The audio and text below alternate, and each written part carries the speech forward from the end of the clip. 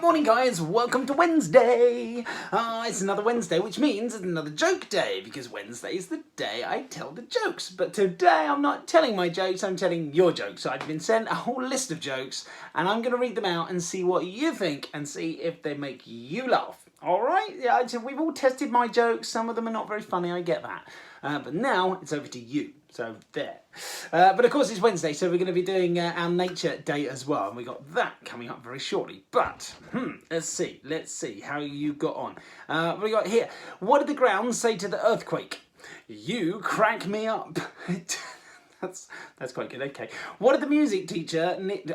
Why did the music teacher need a ladder? To reach the high notes. Yeah, I like that one. Yeah. What's the worst thing you're likely to find in a school cafeteria? The food. Alright, give me that one. These are better than my jokes already. What kind of plates do they use on Venus? Flying saucers. Why did Nose not want to go to school? Because he was tired of getting picked on. My nose gets tired of that as well, I've got to be honest. How do you get straight A's in school? By using a ruler. Yeah, I like that one. Yeah. What did the pen say to the pencil? So, what's your point? It's not bad. Why did the kid do his homework on the aeroplane? Because he wanted a higher education. That's pretty good. Someone sent me my own joke. What do elves learn in school? The alphabet. I said that one last week. What did you learn in school today? The child says, not enough. I have to go back tomorrow. Ugh. It's always, every day is a school day. Even when you've left school, you're always learning, guys. What holds the sun up in the sky? Sunbeams. Like roof beams. Yeah, roof beams hold the roof up. Sunbeams. I get it now. I like this one. What object is king of the classroom? The ruler. The ruler. I like that. Because it's actually called a rule. Did you know that? The thing you hold is actually called, because a ruler does rule. Anyway, when do astronauts eat? At launch time, of course. Which is probably extremely wrong, because can you imagine just eating a sweet as you're about to, or a sandwich just as you're about to? That can cause you choking. Don't choke, kids. Don't eat while you're in a space ship. Don't eat while you're in. Just don't eat while you're travelling. Yeah, it's probably safest. And chew your food. Yeah. Anyway, we're getting on to. Where's the next one? What did the pencil sharpener say to the pencil? Stop going in circles and get to the point. That's pretty good. How does the barber cut the moon's hair? Eclipse it. Eclipse, as in you get an eclipse of the moon, like that. What happened to the wheel? What happened when the wheel was invented? It caused a revolution. I reckon that was a grown-up sent that one. What do librarians take with them when they go fishing? Librarians? Bookworms, of course. Why not? What's the world's tallest building? The library, because there's more stories. More stories. Yeah. What vegetables do librarians like? Quiet peas. We're going to have a theme of librarians. Why didn't the sun go to school? Because it already had 1,000,000 degrees. Degrees. That's a bit of a grown-up one as well. Degrees is something you learn when you go to university, so it didn't need to go because it's got 1,000,000 degrees already. Did you get it? Yeah, me neither. Right, it's time to crack on with our Wednesday. I think I'll go back to my jokes on a Wednesday. Thanks very much. So we've got Susie from Tree Hoppers for the younger ones. She's going to explain all about bug hunting. This is lots of fun. I'm going to go and try this later as well. And then for the older ones, Mel and Sarah from Nature Nurture, they're going to show you how to make your very own mini beasts habitat and wormery. This is going to be cool. You can make habitats and wormeries. For the mini beasts, you'll need a bucket, a spade, and a container for water. Okay, you need all those bits. Then afterwards, Maggie from Music Bus is, of course, along with some song and actions, and I'll see you on the other side. Have fun. Hi, I'm Suzanne, and I'm from Tree Hoppers, Forest Kindergarten in East Grinstead, and I run a woodland nursery. We're really pleased to be working with Mid Sussex District Council on their play days at home, bringing you some nature-inspired activities every week. And today we wanted to talk to you about mini beasts and bug hunting, which we love. Now, spring and summer are really good times to do a bit of bug hunting because there are so many little creatures about. And it's a great way to get close to nature and learn about all the little creatures that are around.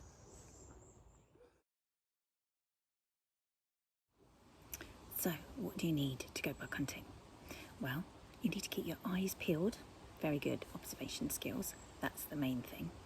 Probably best to be quiet, not too noisy. Don't run because you're likely to scare them off and they'll go scuttling away. So it is quite handy if you're going to try and catch some bugs, to have a closer look, to have something to put them in. So a bug pot is good. Something like this. It's got a magnifying glass up the top.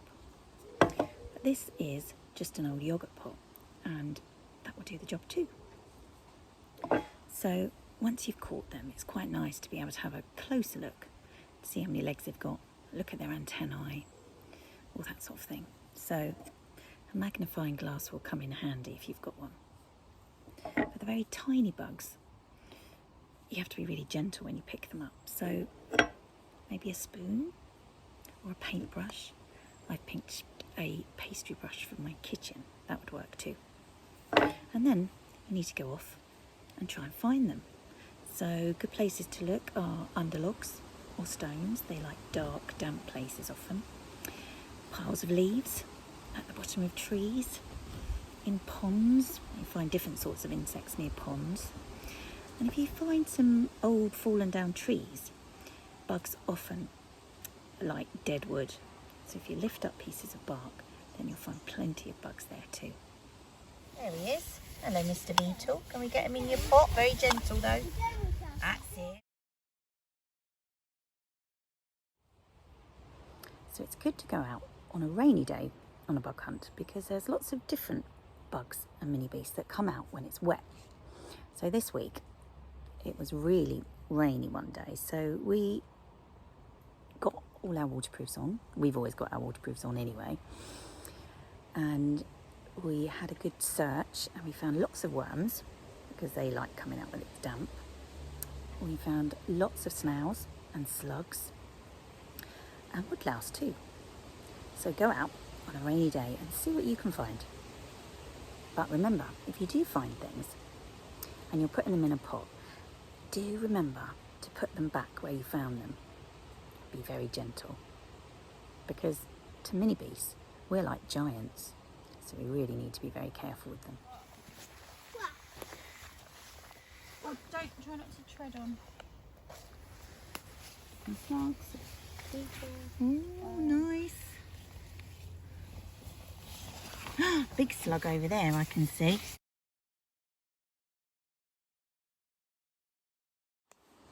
And here is another very simple activity to help you find those teeny tiny little bugs that might live on the leaves or branches of trees. Here's some footage of our tree hoppers in action. Get yourself a nice white sheet, give the tree a shake, and see what treasures we find.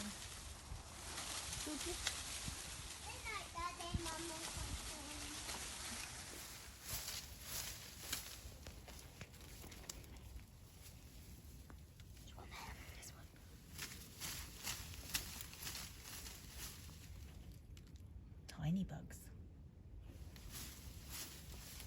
If you shake a tree, you'll find lots of treasures. So of course it's good to go bug hunting on a rainy day, but you're going to see different bugs on a really hot summery day too. Now we have a field near us and some of the field has been mowed so the grass is really short, but other areas have been left to grow, and so we've got some really lovely long grass, and there are lots of bugs that like living in the long grass. So over the last few weeks we found crickets, grasshoppers, ladybirds, all sorts of bugs. So what you really need to do is, again, you've got to be quiet and you've got to keep your eyes peeled. And if you just go creeping up to the long grass and look really closely, then you will see lots of little bugs sticking to the long grass. You might find caterpillars. You'll see butterflies because they like long grass too. So just crouch down and be really quiet. Now, one thing you could do, if you've got one, is to use a net like this for a bit of meadow sweeping. So you, again, need to be quite gentle with this one, and you swish it around through the long grass in a sort of S shape, like that. Woo. And then when you've caught things in your net, you could perhaps just have a look at them there, or if you've got a container, we've got one of these, which are really nice. We put all our finds in, and then once you've finished having a look, you can open up the little door and release them, because some of them move really quickly, like crickets and grasshoppers and butterflies, obviously. So that's a really nice thing to do on a hot day. It doesn't work on a rainy day or in the morning when the grass is all wet. If you haven't got a net, you can make something really easily with an old pillowcase and just a wire coat hanger. She didn't come.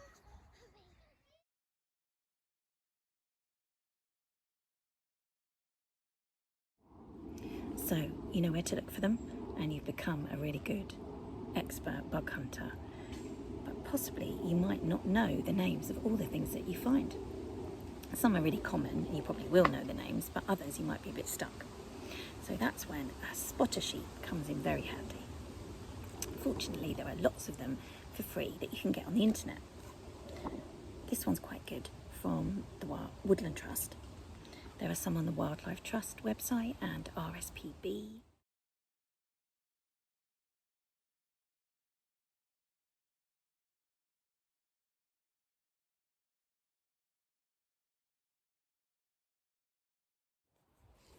Every week at our nursery we have Claire from Sound Around who comes in to do some singing with us.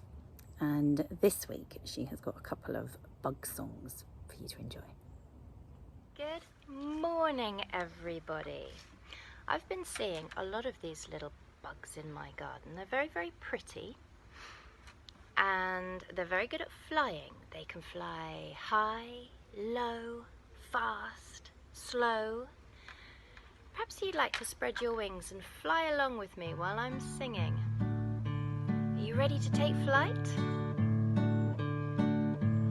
Fly, fly, fly, ladybirds fly, fly over here, fly over there.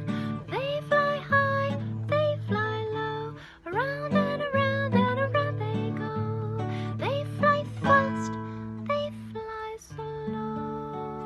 Oh, fly, fly, fly, ladybirds fly, fly, fly, fly, ladybirds fly. Come and land, have a listen about another little creature. Now this little creature is a crawling creature. He then has a bit of an adventure and then he learns to fly too. Do you know what it is I'm about to sing about? A caterpillar crawled to the top of a tree. Yawn, I think I'll take a nap, said he. Then under a leaf he began to creep. He spun a chrysalis and went to sleep.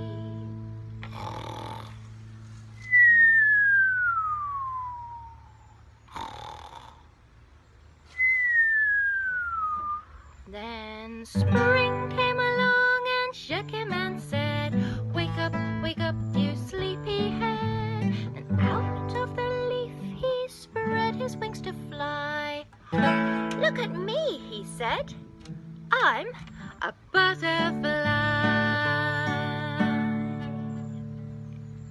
Here's my butterfly. Can you make one too? Butterfly, flutter by, butterfly, flutter by, butterfly, flutter by, fly away home. So thanks for watching, everyone. Hope it's given you some inspiration and you will go out and do some bug hunting. Tell us what you find. Hopefully see you next week. Bye. So I'm out in the garden and I'm having a little look at one of my favourite books. this one, superworm. I expect you know it already. It goes like this. Superworm is super long. Superworm is super strong. Watch him wriggle, see him squirm. Hip hip hooray for superworm. But did you know that all worms are actually superheroes? They're 1,000 times stronger than a human, relatively speaking. That means if a worm was as big as you, it would be 1,000 times stronger than you are. They can reproduce all on their own without a mate. And even if you accidentally cut them in half, they go on living. You don't get two worms, however, as many people think. It's only the part with the saddle, which is the larger, fatter pink part, that carries on living. But the earthworm's biggest superpower is its ability to make compost. Every day it eats its body weight in dead organic matter, things like dead leaves, dead fruit, even the insects that have died. And it turns these into compost. It actually poos out the compost, and sometimes you'll find these in your garden. They're called worm casts, and they're little curly patches of soil. I'm going to show you how to make a wormery, and then you can observe the worm's super composting powers for yourself. So it's actually very easy to make a wormery. All you need is a clean glass jar, some soil, some sand or sawdust, and something for your worm to eat. So maybe potato peelings, some rotten fruit, some leaves or some flowers. So I'm going to start off by making layers of sand and soil in the jar. Now I want my layers to be really crisp because we're going to be able to observe the work of the worm as he mixes up those layers and does his composting job. So the neater those layers are, the easier it'll be to see. So I've actually got a spoon that I'm going to use to layer it in and try and get those layers really crisp. So I'm going to start off with a layer of sand at the bottom, and then I'm going to add a layer of soil.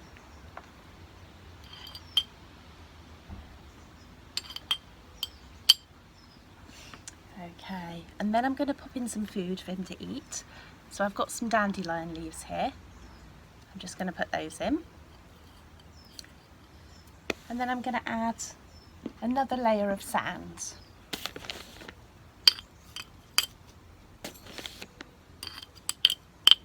There we go. And then another layer of soil.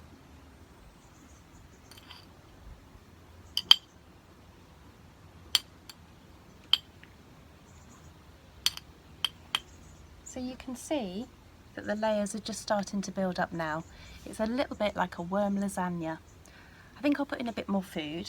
I picked these lettuce leaves that we were growing in the garden, so I'm going to add those in and then pop in another layer of sand and another layer of soil.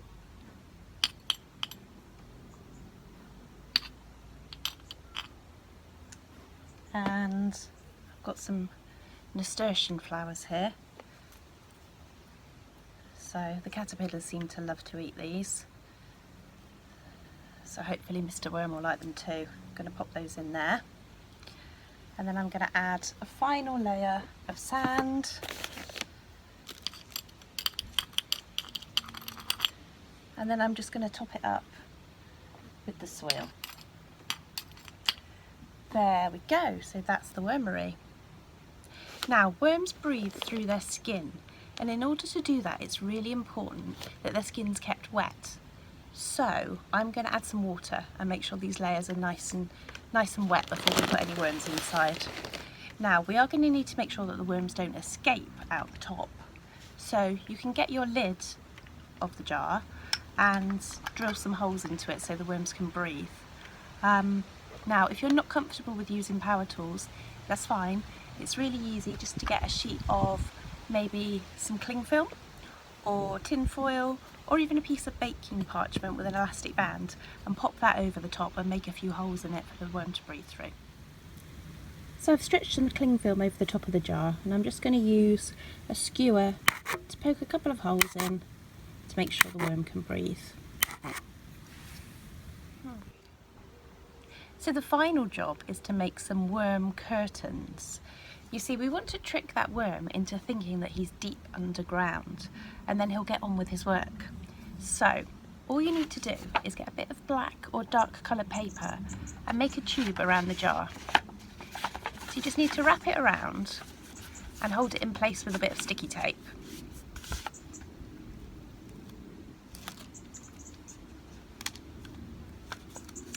Now, it's important not to actually attach the tube to the jar, because what you're going to want to be able to do is open the curtains, lift them up, more like lifting a blind up than opening the curtains, and observe what the worm's doing. Okay, so don't attach it to the jar, just make a nice tube that snugly fits the jar. There we go. So our next job is to find some worms. Now, grunting is actually a national sport in its own right. Now, grunting is the art of worm charming, and there's a competition that happens where people compete to see how many worms they can get out of the ground. Now, there's one rule to the competition, and that is you're not allowed to dig. You have to get the worms to come up out of the ground of their own accord. Now, you can do this by sending vibrations into the ground, or some people use a secret mixture, a secret potion that they sprinkle onto the grass to encourage the worms to come up.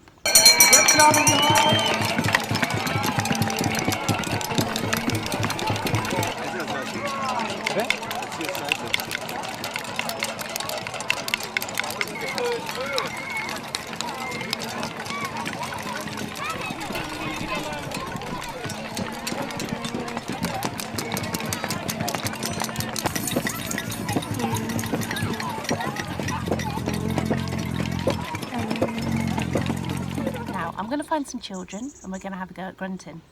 We're going on a worm hunt. We're gonna catch a big one.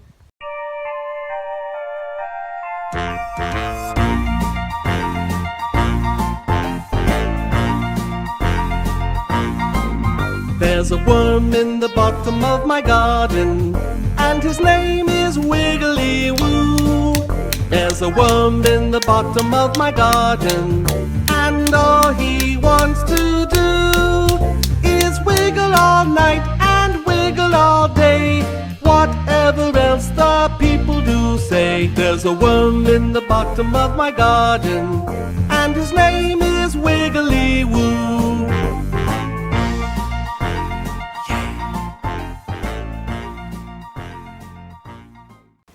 Hi, so we tried our best at worm charming, but nothing happened. We didn't find any worms, but it might be because it's too hot. So we had an idea that we could search under some cool places, like under this wall, on this rock. So if you did better than us, then let us know, and we're gonna search under this rock. There's some. Oh, I think there's three. There's one. There's two. There's three. Tiny one.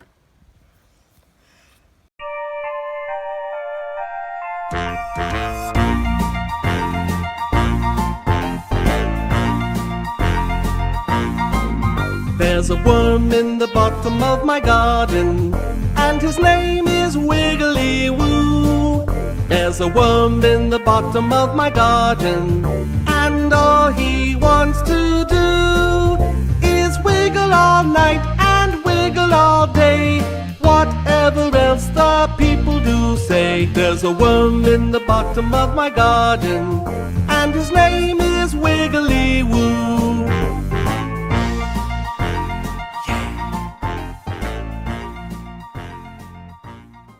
So we brought our Wiggly Woo inside, and once we put the lid on the jar, he's burrowed into the soil. So we've added some more food on top. We've put in some grated potato. So I'm going to put the curtains on. We're going to put him in a cool place, and we're going to leave him for about a week to get on with his work. And then we're going to have a look at how he gets on and release him back into the garden. We hope you've enjoyed this activity and that you love worms as much as we do. We'll be back next week with another outdoor activity. Hello! Hello and welcome to Music Bus. Eddie the Teddy's really excited to see you today. Do you want to say hello, Teddy? Hello, Eddie. Hello, Eddie the Teddy. Oh, and he says hello to you children. Eddie, shall we sing the welcome song? Oh, he likes it. Do you like it too? Are you ready? Let's tap, tap our legs. Tap, tap, tap. There we go. And we'll sing 5, 6, 7, 8. Welcome to all our friends, all our friends, all our friends. Welcome to all our friends here at Music Bus. Let's sing hello to them, hello to them, hello to them. Let's sing hello to them here at Music Bus. Hello children, nice to see you. Hi, good to see you. So, I've been teaching Eddie today some parts of his body. He didn't know that these were his, what are these?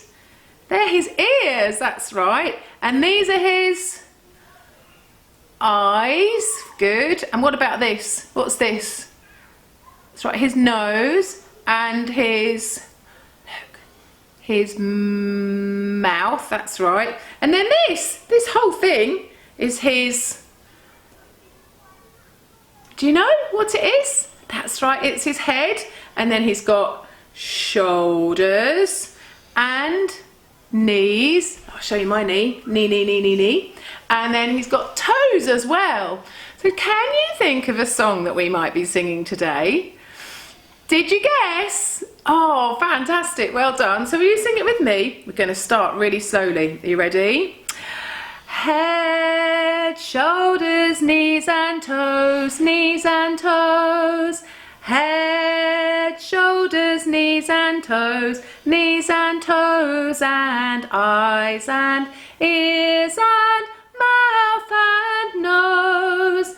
Head, shoulders, knees and toes, knees and toes.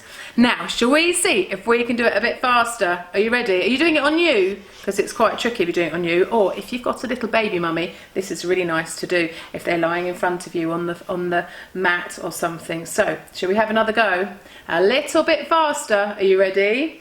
Head, shoulders, knees and toes, knees and toes. Head, shoulders, knees and toes, knees and toes, and eyes and ears and mouth and nose.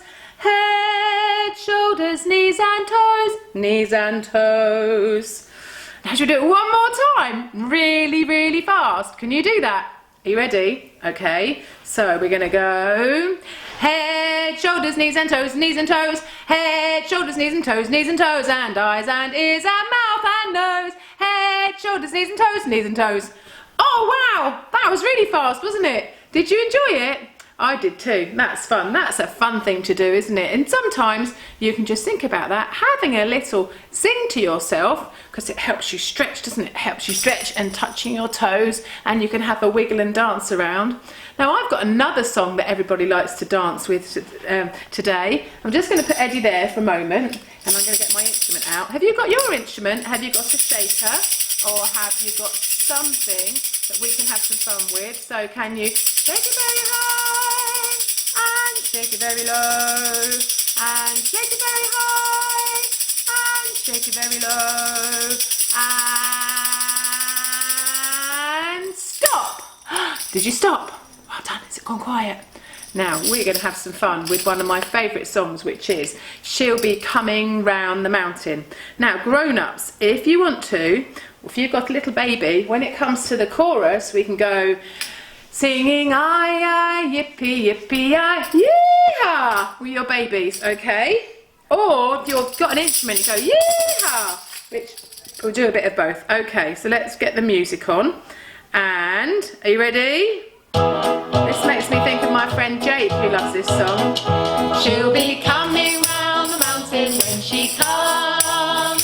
She'll be coming round the mountain when she comes. She'll be coming round the mountain, coming round the mountain, coming round the mountain when she comes. Singing aye, aye, yippee, yippee, aye, yeehaw! Singing aye, aye, yippee, yippee, aye, yeehaw! Singing aye, aye, yippee,